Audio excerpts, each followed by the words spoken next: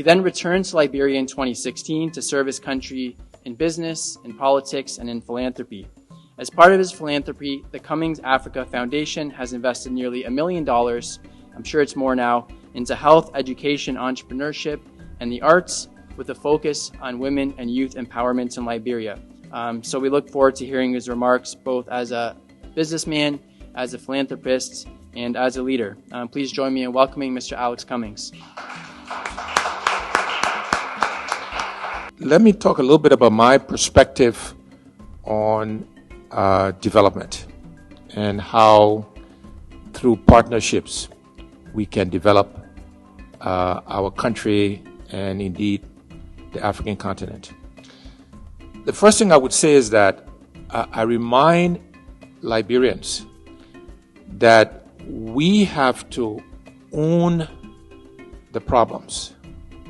We have to own the solutions. And then we have to identify partners who can help us solve or achieve the solutions. Too often today, and it is their money and their resources, but partners will come and tell us what they want to do for us. But for it to be sustainable, for us to own it, so that when our partners leave, these solutions can be enduring, requires that we take the time and in every sector understand the issues and agree amongst ourselves, and we can even get help in developing the solutions, but be clear on how we're going to solve problems of education, for example, of healthcare, of investing in agriculture, or whatever our challenges are, but we have to own it. And too often there's a dependency mentality. We'll depend on our international partners. We'll go to the Canadians, the Americans, etc., etc. So we used to talk about the tripartite, government, private sector, civil society, working together to solve some of the issues we have in Africa and other developing countries around the world, finding that common ground. Government brings a lot to the party, the private sector brings a lot to the party, and so does civil society. And how can we get those three entities to work together to find these solutions, again, that are enduring, making sure we're engaging locals in that process. So I'm in politics, as you may know. I'm running for the presidency of Liberia. And so one of the areas we're focused on is education.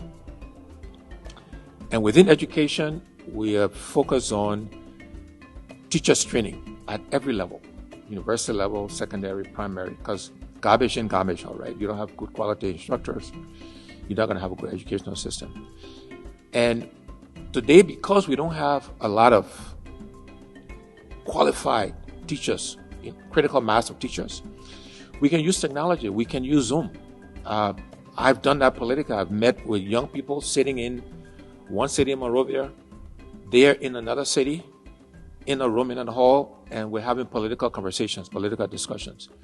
So we can take the few great professors and teachers we have, and they can sit in any city in Liberia, and they can have classes until we create a critical mass of teachers. So having a library or having a center like is what is being constructed can be the hub of that sort of activity for the country, where people can come, technology is set up, you have these centers around the country, and you can begin to impart knowledge beyond what a traditional library system would do in Liberia. So these are examples of very practical things we can do to help to develop our countries. Partnerships are important. Relationships matter. Identifying the right level of expertise, identifying the resources. I think, for example, like we've under-leveraged a potential relationship with Canada. Liberians tend to focus primarily on the U.S., our historical partners, and so we need to continue to do that. Kind of the EU, Europe is the next piece. I think there's an opportunity to build relationships with the Canadians to, again, come and help us, solve some of our challenges, develop the country. Scandinavia is another area I think we want to leverage as a country as well.